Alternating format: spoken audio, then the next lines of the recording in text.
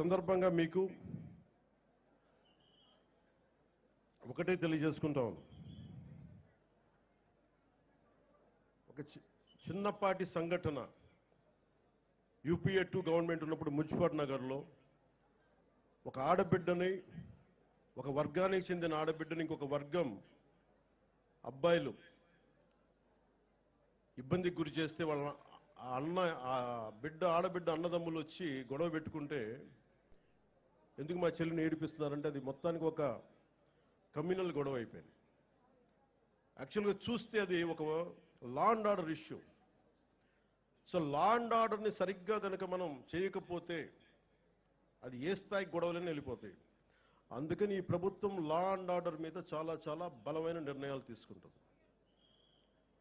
Social మీడియాలో పోస్టుల దగ్గర నుంచి బయట విచ్చలవిడిగా మాట్లాడేవాళ్ళు, ఆడబిడ్డల మాన ప్రాణాలని ఇబ్బంది పెట్టేవాళ్ళు, దాడులు చేసేవాళ్ళు, దౌర్జన్యాలు చేసేవాళ్ళు కొంచెం జాగ్రత్తగా ఉండాల్సిన సమయం అది. ఆడబిడ్డల మాన ప్రాణ సంరక్షణలకు ఇబ్బంది కలిగిన, సగటు మనిషి ఆస్తిపాస్తులకు ఇబ్బంది కలిగిన, దేశ సమగ్రతకి భంగం కలిగించిన, సామాజిక భద్రతకి భంగం కలిగించిన ఈ ప్రభుత్వం చాలా గట్టి నిర్ణయాలు తీసుకుంటుంది. అధికార ఎస్పీలకు కానీ కలెక్టర్లకు కానీ చాలా స్పష్టంగా చెప్పాం మన కలెక్టర్ సదస్సులో. అన్కాంప్రమైజింగ్ యాటిట్యూడ్ తోటి, రాజీ లేని ధోరణితోటి లా అండ్ ఆర్డర్ని ముందుకు తీసుకెళ్లాలని.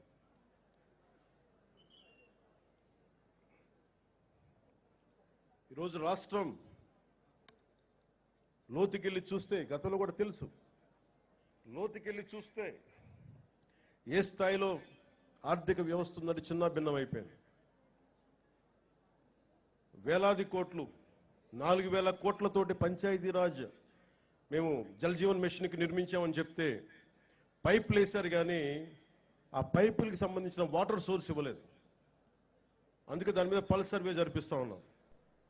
లా అండ్ ఆర్డర్తో పాటు ప్రజా సంపదని దుర్వినియోగం చేసిన ఎవరిని కూడా వదిలిపెట్టకుండా వారికి చట్టాల పరిధిలోకి తీసుకొస్తాం. ఉదాహరణకి మనకి ఏడీబీ రోడ్ అంటాం, 50 కిలోమీటర్లు కాకినాడ టు రాజమండ్రి. దానికి కావాల్సింది 390 కోట్లు. కొన్ని లక్షలాది మంది ఎప్పుడు తిరిగే రోడ్డు. అలాంటి రోడ్ని దృష్టి వదిలేసి, అలాంటి ఇన్ఫ్రాస్ట్రక్చర్ ఫెసిలిటీస్ వదిలేసి గత ప్రభుత్వం 640 కోట్ల పైచిలుకుతోటి అక్కడ ఋషికొండలో ప్యాలెస్ నిర్మించుకున్నారు. ఎక్కడ ఈ డబ్బు వెళ్ళిపోతుందో మీకు అర్థమవుతా ఉంది కదా. ఇవన్నీ ఆగాలి. ఇవన్నీ ఆగటానికి మీరందరం కృషి చేశారు. ఈరోజు మా మీద బాధ్యత పెట్టారు. వెంటనే ఈ ఏడీబీ రోడ్డు కూడా చాలా అత్యంత తొందరలో పూర్తి చేయాలి అని నిర్ణయం తీసుకున్నాం. కేబినెట్కి తెలియజేశాం. గౌరవ ముఖ్యమంత్రి శ్రీ చంద్రబాబు నాయుడు గారు తెలియజేశాం. ఈ ఏడీబీ రోడ్డు కూడా త్వరగా పూర్తి చేసే బాధ్యత ఈ కొత్త ప్రభుత్వం తీసుకుంటుంది. మన కర్ణాటకకి వెళ్తే రెడ్ శాండర్స్, మన ఎర్రచందనం దొంగలు మన అడవుల్లో కొట్టేసి, శేషాచలం అడవుల్లో కొట్టేసి కర్ణాటకలో తరలిస్తూ ఉంటే కర్ణాటకలో పట్టుకున్నారు. 100 కోట్ల రూపాయలు ఒకసారి, 40 కోట్ల రూపాయలు ఇంకొకసారి.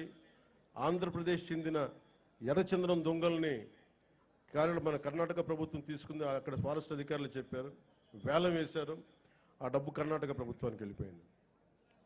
అదే 140 కోట్లు కనుక మనకు ఉండుంటే, రాష్ట్ర ఖజానాలు కనుక ఉండుంటే, ఎంతమంది విద్యార్థుల్ని అంబేద్కర్ విదేశ విద్యా పథకానికి పంపించవచ్చు, ఫీజు రీఎంబర్స్మెంట్లు చేయొచ్చు, ఇలాంటి ఎన్నో చూడొచ్చు.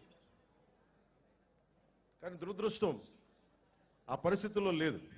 సో మేము ముందుకొచ్చి ఇవన్నీ బయటికి తీసి ఆ నిధుల్ని అవన్నీ తిరిగి మనకి చెందేలాగా ప్రయత్నాలు మొదలు పెడతాం.